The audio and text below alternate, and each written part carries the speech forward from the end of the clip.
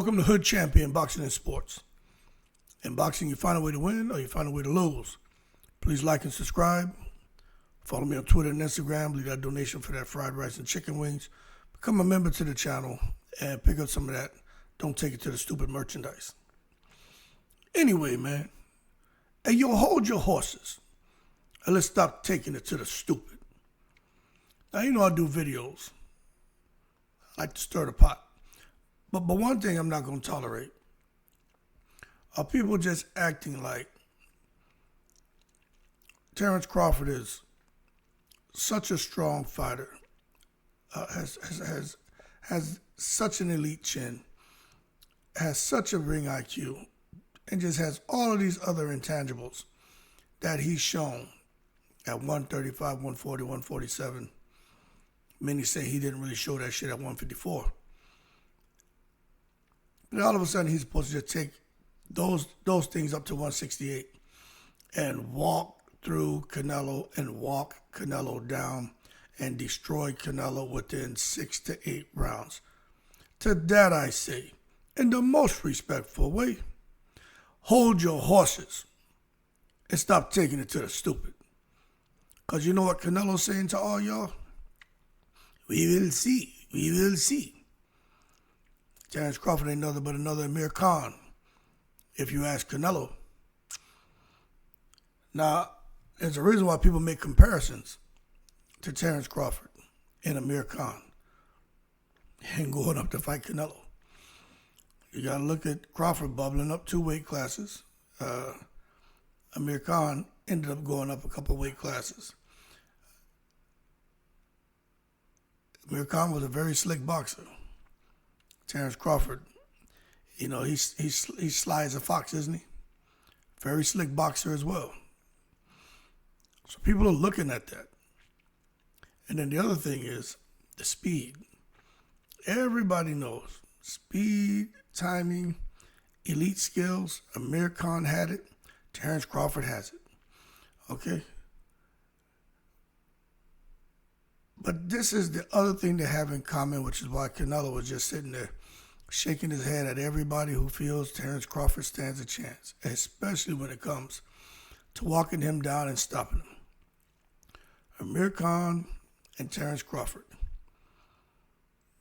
were both seen as undersized. And the fact is, they're going up against a guy in Canelo, whether you want to admit it or not. He always shows in every fight, and more times than not, he's very successful in being physically dominant. So when you think about that, it's kind of hard to see Crawford going up to 168 and being more physically dominant than Canelo. So it takes us back to this whole idea that Crawford is going to walk him down within 6 to 8, you know, just beat down and tranquilize Guadalajara, Jalisco's finest. Let me tell you something.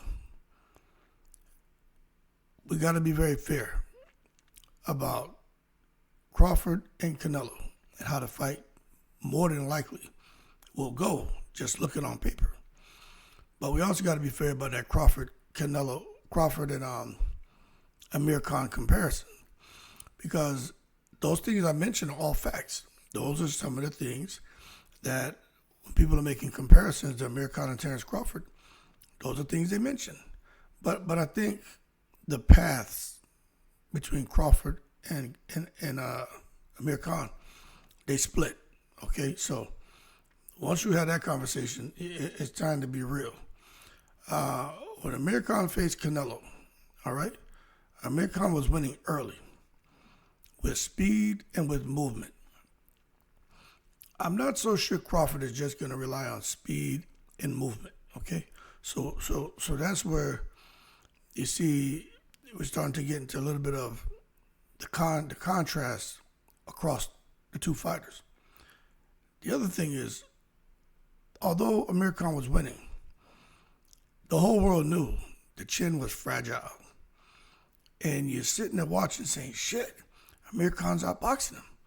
Amir Khan's winning. But you knew that chin was fragile. So we're all sitting there just like, at some point in time, Canelo's going to catch him. And then Canelo timed that perfect right hand. And let me tell you, in round 6, and everyone thought Amir Khan was dead. Canelo immediately dropped to his knees and started praying. Oh, Father God, allow Amir Khan to survive. And even I thought he was dead. I said, yo, he flattened him. He tranquilized Amir Khan. That shit was scary. Just like that knockout Brian Norman Jr. to Sasaki was scary. That one with Canelo and Amir Khan, that shit was scarier. That shit was frightening. But see, Khan had never fought above 147 before. You know, Khan had a big heart, and, you know, obviously the man had some balls on him, you know what I mean, to never fight above 147 and then go up and fight Canelo, who was a full-size middleweight already. It just, good money grab. It was a good move by Golden Boy at the time to take Amir Khan, who was a big name, and put him in there with a guy like Canelo. But it didn't end up well for Khan. Now, the thing is, I personally don't think Crawford is going to end up like Amir Khan. Can he get knocked out? Yes. But is he Amir Khan? No. Are there some similarities? Yes. But this is the thing with Crawford. Crawford's chin, I'm not going to say his chin is proven, but he doesn't have Amir Khan's chin. Okay?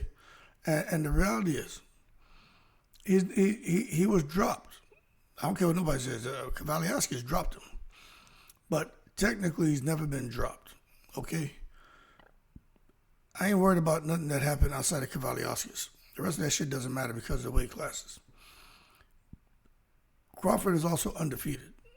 Okay?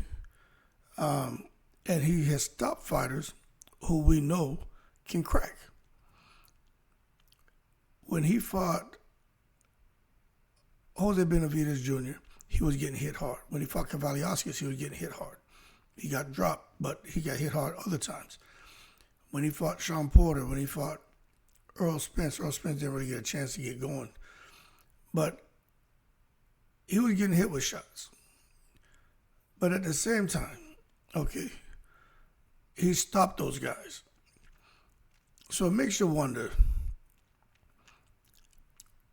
with Crawford, even in a firefight, like with Porter and with Kavaliauskas, he finds a way to up it, okay? Amir Khan never really found a way to up it in a fight. He was going to outspeed you, outskill you, but he never had the ability to really up it when things got tough.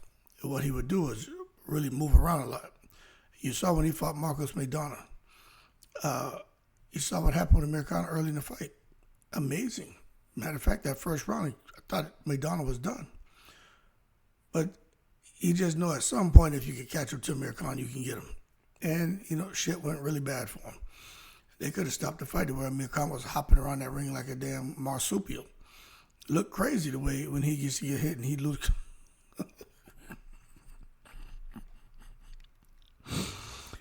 He would get hit and just lose control of his body. I ain't never seen no shit like that. Like, that shit is hilarious. But the bottom line is, Crawford is not just a guy with speed and heart. He's got IQ. He's got some brilliance. Amir Khan had some, but not like what Crawford has. And I'll be honest, I don't think Amir Khan, I don't think I've ever seen him set traps. He just comes in almost amateurishly, throws a whole lot of punches, overwhelms you, and can get you out of there hitting you with some shit you don't see. But he never really, like, took his time and set traps. You see, Crawford sets traps. Crawford can make adjustments, beginning of the fight, mid-fight, late in the fight. And Crawford, with them long-ass arms, he has strong hands.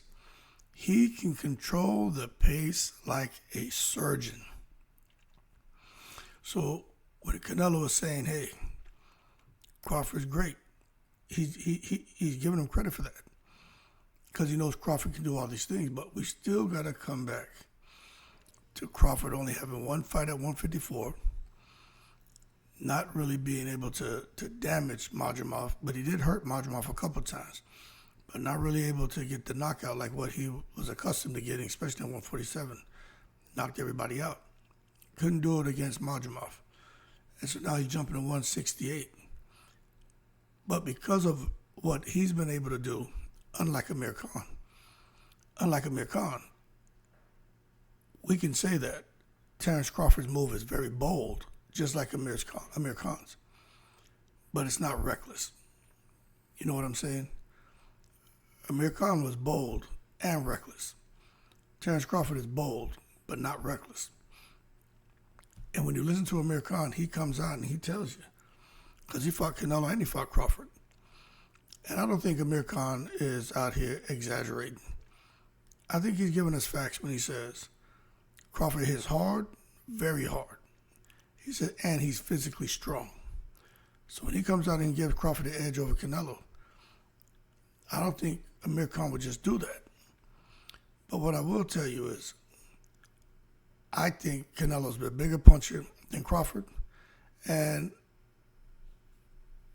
I think Crawford has enough skill to trouble him, but I do think if Crawford gets too comfortable in there, he could have some serious ass problems. Because Canelo can set traps too, and Canelo will touch you. So we just got to wait and see how that plays out. But I'm going to be watching for the rhythm. You see, Crawford thrives on keeping opponents off rhythm with that switching stances. Circling, feinting, Crawford does it all. But you see, Canelo's a master. He'll recognize what you're doing.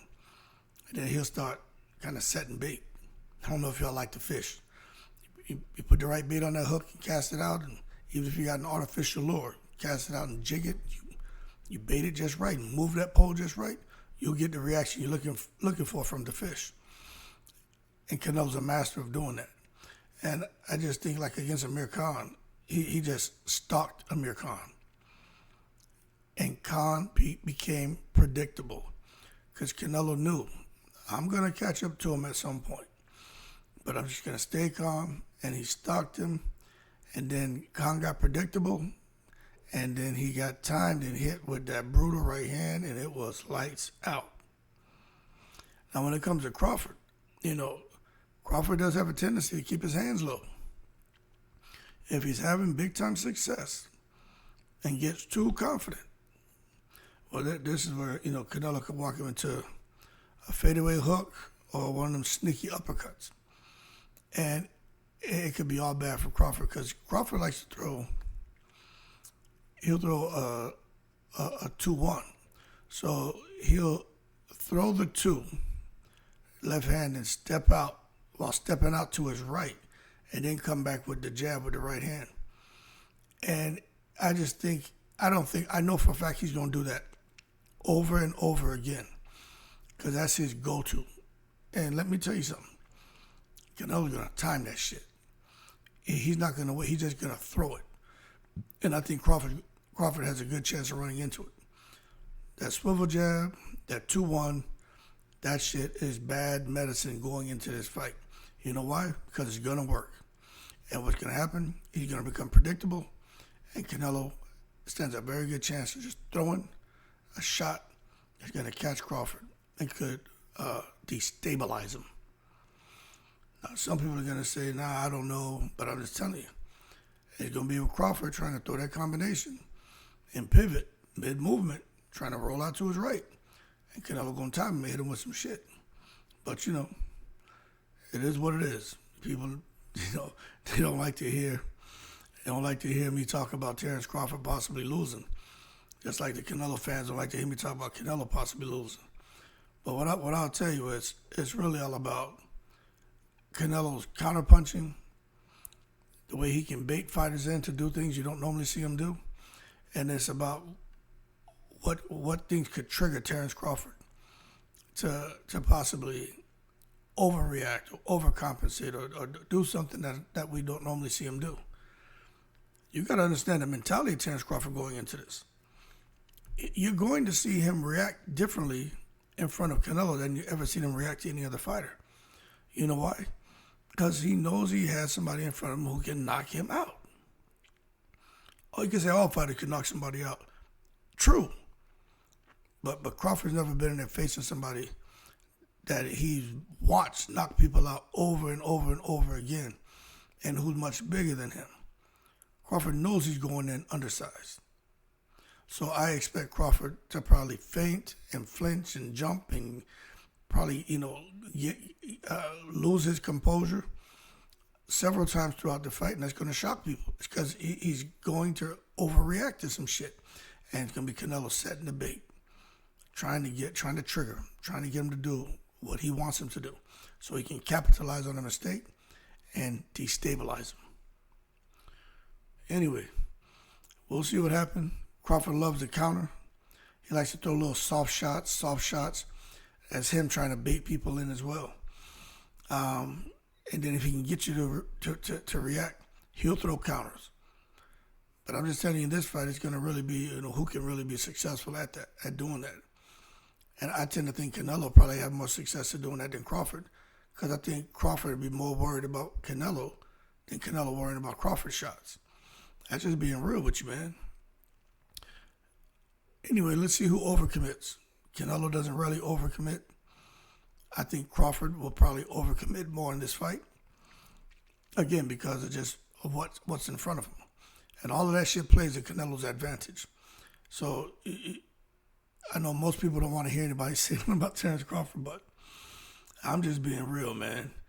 Let's see what happens.